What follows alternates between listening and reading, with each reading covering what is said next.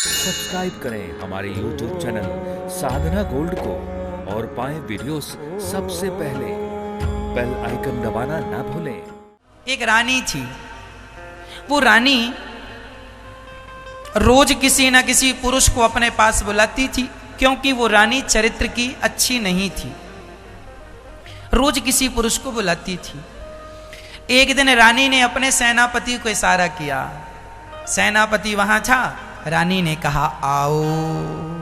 सेनापति ने देखा रानी जो हैं बुला रही होंगी कोई काम के लिए। गए सेनापति, जी महारानी जी बैठो।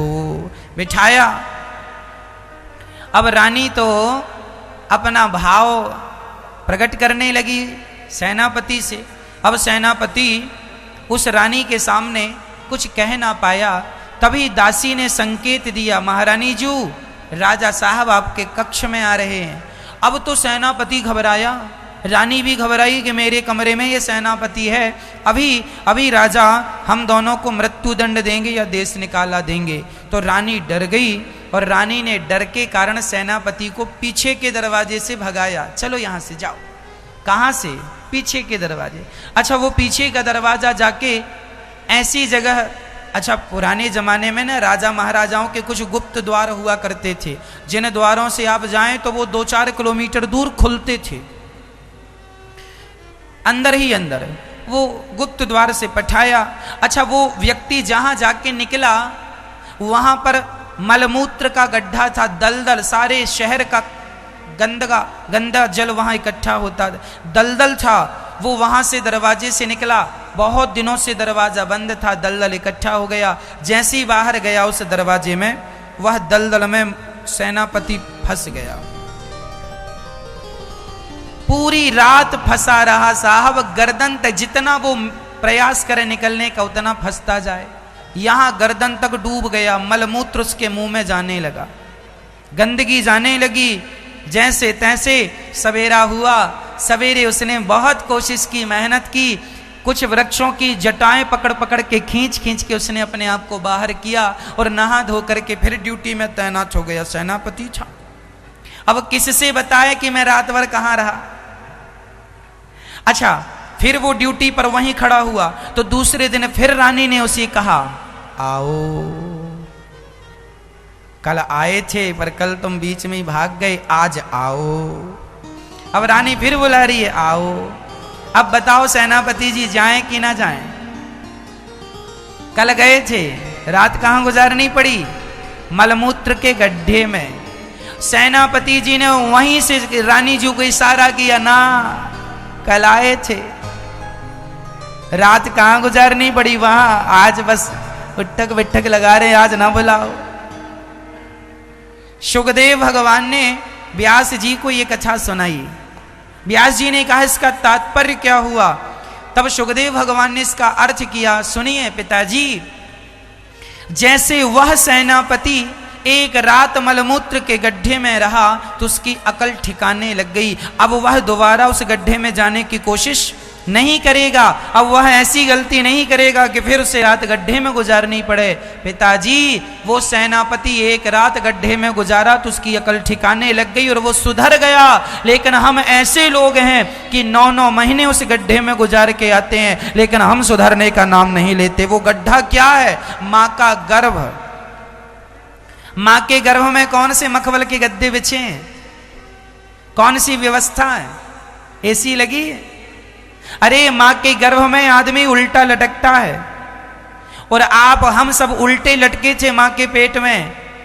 मां के पेट में क्या है? मल और मूत्र भरा पड़ा। कई बार डॉक्टर कहता बच्चे के पेट में पानी चला गया। पानी क्या है? मूत्र चला जाता है, मल चला जाता, गंदगी चली जाती है। हम सब उस गर्भ में 9 माह गुजार के जैसे तैसे आए। इतना कष्ट भगवान से प्रार्थना की, प्रभु बाहर करो इस गर्भ से। भगवान ने कहा मैंने कितनी बार बाहर किया, तो फिर अंदर आ जाता है। कर्म ही ऐसे करता है। सुखदेव जी बोले मैं 12 वर्ष मां के गर्भ में रहा हूं, अब उस गर्भ में आना नहीं चाहता, इसलिए जा रहा हूं भजन करने के लिए। वो स्त्री बुला रही थी, रानी आओ। ये रानी कौन है? ये माया है। हम लोग जन्म लेते हैं, जरा होश आता है, संभलते हैं तो हमें संसार का सुख अपनी ओर खींचता है, आओ हमारी तरफ। पत्नी अपनी ओर खींचती है, बेटा अपनी तरफ खींचता, बेटे का मोह, बेटे की मोह ममता, पत्नी की मोह ममता, पति की मोह ममता, पैसों की मोह ममता, काम धाम की मोह ममता, पद प्रतिष्ठा की मोह ममता, ये सब रानी वही रानी है जो बुलाती आओ आओ आओ, और हम चले जाते हैं और फिर उसी गड्ढे में चले जाते हैं। उस गड्ढे में जाने के लिए फिर मजबूर हो जाते हैं। कौन सा गड्ढा? मां के गर्भ का गड्ढा। यही वो गड्ढा है जहां व्यक्ति 9 माह रहता है, बड़ा कष्ट पाता है, फिर भी ऐसे कर्म करता। इसलिए कहता हूं आप ऐसे कर्म ना करो कि उस गड्ढे में जाना पड़े। ये जन्म और मृत्यु का पहिया चल रहा है।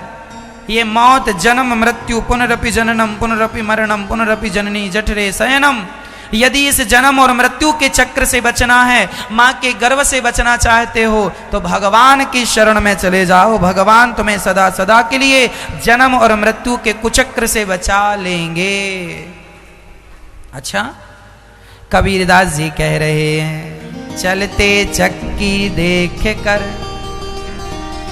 दिया कबीरा रोए, दो पाटन के बीच में साबुत बचा न को।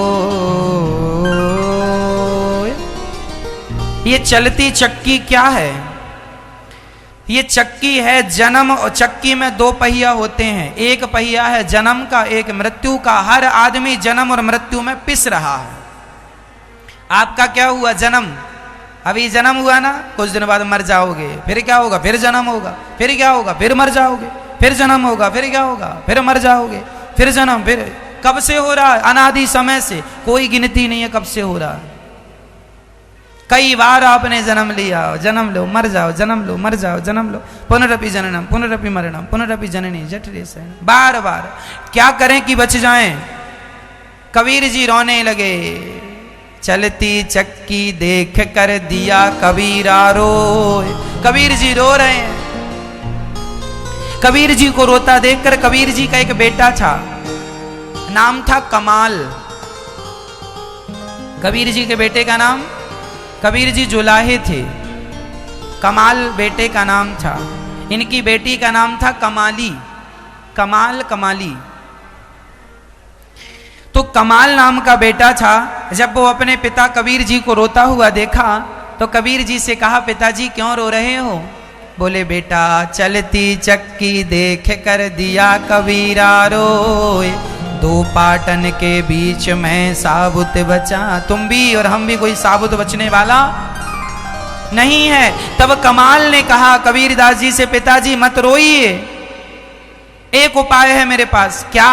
बोले, चलते चक्की चलने दे, पिस पिस आटा होए, कीले माही जो रहे, बाल न बांका होए। चक्की में एक खूंटी होती है, खूंटा कुछ भी कहो, एक लकड़ी होती है, उसके बीच में दूसरा पहिया रखा जाता है। यदि कोई गेहूं का दाना उस एक कील के पास चला गया तो कितनी भी चक्की चले उस दाने को नहीं पीसती जो एक कील के पास चला जाता है। आपने गांव के जमाने की चक्कियां देखी हैं? हमने तो देखी भी हैं और पीसी भी हैं। तो वो दाना वहां एक कील के पास चला जाए तो कितनी भी चक्की चले वो दाना नहीं पिसता। तो कमाल कहता है, पिताजी जो एक भगवान की शरण में चला जाता है वह जन्म और मृत्यु के चक्र से पिसने से बच जाता है। इसलिए उस एक परमात्मा की शरणागति समझदारी से ग्रहण कर लो। यही आपकी और हमारी समझदारी है। नहीं तो ये जो अवसर आज मिला है मनुष्य का शरीर, अब कब मिलेगा इसकी कोई गारंटी नहीं। बड़े भाग्य मानुष तन पावा, सुर दुर्लभ सद ग्रंथन गावा। बड़े भाग्य से ये मिला है मेरी माँ, इस शरीर से भगवान को प्राप्त कर लेना और आप जन्म और मृत्यु से अपने आप को बचा लेना, इसी में आपकी सबसे बड़ी समझदारी है। भगवान ने तुम्हें कुत्ता बिल्ली नहीं बनाया, मनुष्य बनाया है। इसलिए बनाया है कि तुम जन्म और मृत्यु से बच सको मनुष्य का शरीर पाकर। यदि इस शरीर को पाकर ना बच पाओगे तो फिर कभी नहीं बच पाओगे। मनुष्य का शरीर पाकर ही जन्म और मृत्यु से बचा जा सकता है, नहीं फिर अगले जन्म में कुछ बन के आओगे, फिर अगले जन्म में कुछ बन के आओगे, फिर कुछ फिर कुछ फिर कुछ। थोड़ी थोड़ी सा मोह माया हमें उलझा देता है, थोड़ा थोड़ा सुख हमें उलझा देता है। प्रार्थना है, सुखदेव जी कहते हैं मैं नहीं उलझना चाहता इस सुख में, सब छोड़ छाड़ के जंगल जाकर भगवान का चिंतन करने लग गए। हम आपसे ये नहीं कहना चाहते कि आप लोग भी सब छोड़ छाड़ दो ना, आप लोग छोड़ के कहाँ जाएंगे। हमारा इस कथा का अर्थ ये बिल्कुल नहीं है कि आप सब छोड़ दो। इस कथा का तात्पर्य यह है कि आप सबके बीच में रहकर कर्तव्यों को पूरा करते हुए, अपने कर्मों को पूरा करते हुए, पत्नी पुत्र का पालन करते हुए, परिवार का भरण पोषण करते हुए, पैसा कमाते हुए, फैक्ट्री चलाते हुए, दुकान चलाते हुए, किसानी करते हुए, सब काम करते हुए भगवान का चिंतन करते रहो। नाथ मैं आपका हूँ, ये सब आपका है, ये भाव से आप रहेंगे तो गृहस्थ जीवन बुरा नहीं है। आपको छोड़ के किसी भी उम्र में कहीं जाने की जरूरत नहीं है, सिर्फ मन को हटाने की जरूरत है। मन को हटाने की जरूरत है, केवल मन हटाना है, तन नहीं हटाना। तन तो काम में लगाओ, तन काम में नहीं लगेगा तो आलसी हो जाएगा, इसलिए तन को काम में लगाओ, मन को भगवान में लगाओ। ये जो तुम्हारा मन बेटा बेटी नाती पोतों में लगा, यहां से मन हटाओ और ज्यादा से ज्यादा भगवान का चिंतन करो।